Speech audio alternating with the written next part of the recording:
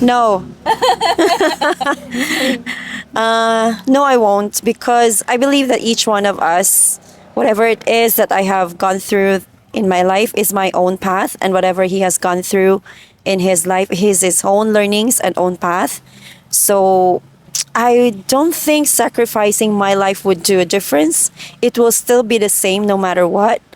And besides, we don't know really if it's gonna impact. But ever, if ever there's like, as you said, like it could be like a genie or something, or like you're a genie right now and you're asking me asking me that question, I still wouldn't though. I even though I'm with my not really my biological father, and even though he imprinted some how to say this, beliefs that were not ideal for me, but those were the experiences that made me who I am now. And I really, really love who I am right now. And I don't want to change anything in my past, or I don't want to sacrifice even my own timeline for someone else. I think a lot of people need to view suffering in a different way instead of labeling that as, a negative thing, seeing it as actually an opportunity for growth. It's like something that pokes you to evolve as a human being. And I've gone through a lot of suffering in life, especially as, in my childhood, being brought up in a low social economic family. There's a lot of struggle, and it's always the mindset of what to eat. Are there enough food for all of us? Because I'm the 12th child in the family. So it's really the survival. And because of that, it made me feel resourceful, and it made me like grateful in just little things, just to have food. That's something that I can be very grateful for. And just the fact that I exist and that my mom like lasted giving birth to 12 children. What a blessing to have that life. So I guess my biggest suffering is with my kid's dad. Like, it was a very toxic relationship, and there's a lot of even physical violence involved and mental abuse as well. But that really made me resilient, and also allow me to see my worth as a woman, and to actually realize that there are certain people in your life that if they don't treat you well, it's you loving yourself, you deciding to move away is a sign of self-love and self-respect, even if that means sacrificing a complete family, because that's such a big deal in the Philippines. It's like, you need to hold tight with a family, and you need to sacrifice yourself as a mother even though you're already in pain. And that's the biggest sacrifice that I did, and I didn't regret any of it. I think I would choose someone that is stable and would be able to protect me and support me, because I think it's you who said this, that love can be learned. You can learn to love someone. When I was a teenager, that's my mindset. Bahalag saging basta labing. Or in English, it's okay to eat bananas as long as you love this person. Even if you don't have anything to eat, as long as you're together, that is enough. But now I'm being practical. I'm in my 30s, I'm an adult, and I have bills and responsibilities. So I need someone that would be willing and not only financially stable, but also has a good character. Interesting question. Easily, I can spot someone with a temper, and easily for someone to just scream at somebody else. But thinking back, I also grew up in a household that is not really ideal. Lots of arguing and quarreling, and even the neighbors were like fighting and like beating each other up. But yeah, there was a time in my life where I was like kind of like programmed to myself like, oh, it's actually normal, and I also acted the way. But then I think I'm really lucky that I am aware of it, because when I started imitating that behavior, it's actually draining. And I did not like the kind of energy that is like, it's draining me whenever I try to imitate that kind of behavior. So I think I'm lucky that I'm able to ease, or I'm able to like realize that early as 7 years old, 8 years old. I knew already that I'm not gonna imitate that because it's draining me. Like, in just a few seconds of screaming, it's like I don't want to move anymore. Like, physically draining, emotionally draining, and mentally draining. I'm like, no, I don't want that. And that's why until now I'm vibrant because I feel like being like this is so easy and so much energy that I can last even the whole 24 hours if I'm being vibrant, if I'm being enthusiastic, and if I'm being in a positive energy. I think it would be virginity. At first, when that comes to mind, I want to just laugh and see it as a joke.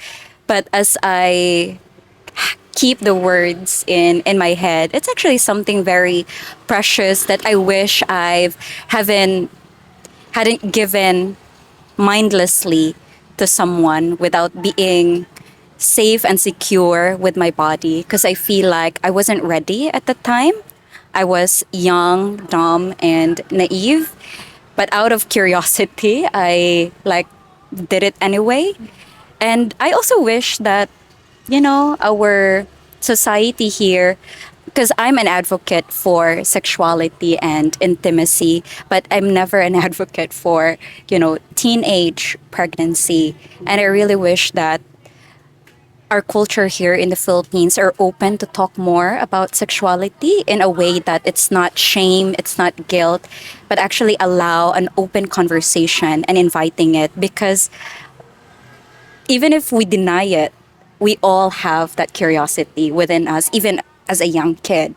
Why are we not talking about it? Why are we not guiding our children? I really wish I was guided when I was a teenager, because, I think I would have been more careful, or I have been more picky with a person that I actually give that precious part of me. Province girls, they are very simple minded, because they don't have, the the means to explore. They only go around in their community, in their circle, in their barangay. So yeah, they're very simple. Unlike with the province girl, they are more. I mean, sorry. Unlike the city girls, they are more open to a lot of things. They are open to the malls, to unlimited sources of Wi-Fi, internet, and they have more opportunity to look for jobs or ways to make money. So they have money also to buy the things that they like, because again, they have all the resources. Happiness is definitely a choice. Managing emotions is sometimes a challenge, but there is what we call as the mastery of emotions or things. Like, we all have the choice to transmute whatever emotions that is not serving you well. So, for example, there's a circumstance that is like, that's really gonna make you sad. It's fine to be sad and let that sadness sink in, but you should not dwell on it. You should try to transmute that sadness energy into happiness. But I'm not saying that you should like immediately choose to be happy. If you really need to release something by being sad, by being angry, do something to release that, and then always, always, always go back to your beautiful state, which is your happy state. Because for me, it was not an easy journey to try to choose that always, because there are always triggers. But once you get around it, once you get to have the art, or the art of transmuting, or the art of mastering your emotions, it's actually going to become easy. It's actually going to become a habit. So it's more like making it a habit to choose happiness over other emotions that would drain you, that would eat you up. Why would you choose something that is not your beautiful state? Be in beautiful state. It's a choice. That's the point of leaving you, is to, is because I don't want to be with someone like you. I don't want to be with someone who triggers me all the time and is emotionally unstable. And I really wish you well. I wish you to evolve into a better human being, because you will never be happy and fulfilled being in that kind of personality. I know deep inside you, you have the beauty in you. That's why, in the first place, I get attracted to you. But now, as your shadow emerges and realizing that you're not willing to do the work, move on. Goodbye. I think that is true. And I have witnessed people who would be who have nothing, who don't have any hobbies or doesn't work out or do anything that would, better their life. And they are the one who always criticize because they don't have any experience. They don't experience to to be better. People who have done good things about themselves, they do good things. They don't have any insecurity. They don't have any, jealousy towards other people because they have everything already. They are already fulfilled to what they have. And the ones who don't have any of this, they are the one who would just drag you down because they don't want you to be better than them. Before, I actually experienced that. And but then after they build with someone else, I'm okay with it. It's like, okay, I'm able to help that person, and I think because of me, the growth of that person is now beneficial to the planet. So not just for the people around her, but for the whole. I look at it as a big picture that, oh, I'm able to help one, and then it actually created a ripple to the world, to the planet. So I'm okay with that. But then now that I'm more aware with how the people are and I'm sensitive now to energy, I am actually careful now to build boundaries. Not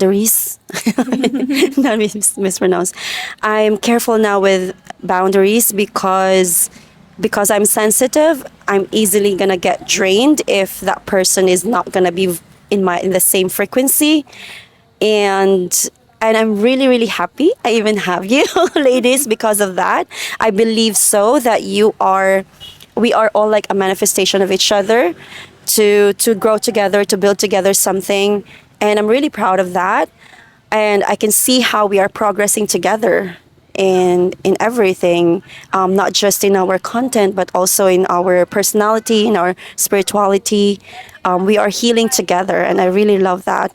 And I love this. I love this. And now that I am more aware, like I can already sense a bullshit like easily. So I easily make a wall, like, okay, you're not vibing with me, I'm sorry, I have to just stay there.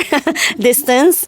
I'm okay with this. So now I am actually like, I already know how to put a boundary, because that was the issue before. I actually don't know how.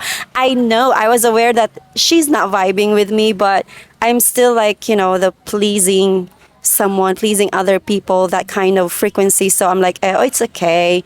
I need friends. Oh, it's okay. It's fine. And then until one day, the universe tested me like, really, it's okay? Look at this. So now boundary is very, very important for me to be able to really grow as a person, and for me to really be with myself. Because when I am with myself, when I am authentic, I shine in all aspects of life. It's a very long journey for me to get into a place where I know my worth. And I believe that all of us, we are like in our innate nature, we are love. And if you love yourself, that means if you see yourself as worthy, you know how to take care of yourself mentally, emotionally, and physically. So, mentally, you need to make sure that you don't talk negatively towards yourself. Most of the time, we are our worst critic. And that's the biggest challenge that I have to release and let go and nurture myself with positive talk, encouraging myself. If no one will clap for me, I will clap for myself. And emotionally, I used to build so much wall because I'm afraid of being rejected, being hurt by people because I've gone through that. But I realized to also bring down those walls and be more vulnerable with my feelings. And choosing the right people to be vulnerable with is a very important key. And when it comes to physical, I used to not look after my body, especially after I gave birth. I thought that I can't be sexy anymore. Like, hey, the sexiness is just for single individual who wants to attract a mate. I already have 2 kids. It doesn't work for me, or it's not a priority for me. But thank God, pandemic happened. I got COVID and had a hard time breathing, and that's like the knocking of the universe telling me that, hey, look after yourself. This is your temple and you have to look after it.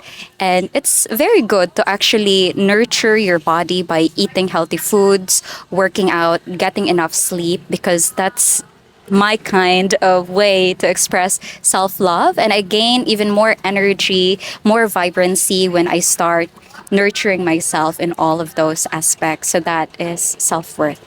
That's a very hard question and very personal. I think my dad, that's the first person that I thought, because he died and we didn't have a proper closure. So I feel this guilt that I didn't come. He called me and I didn't come for personal reason.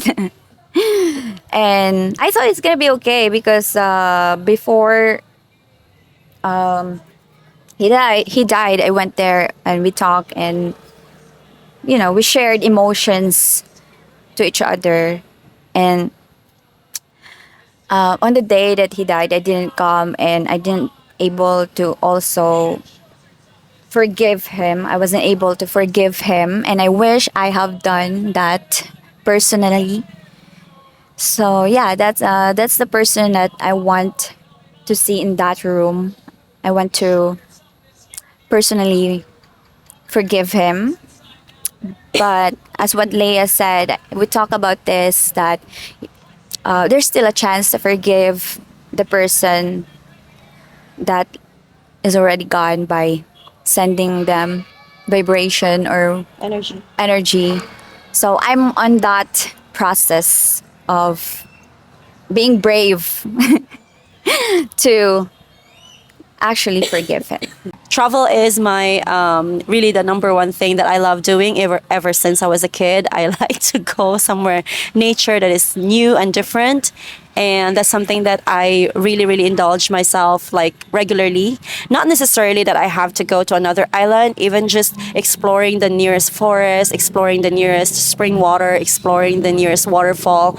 I just like to explore new places, new nature, exploring the underwater through free diving and scuba diving. So yeah, travel and diving in the surface and underwater.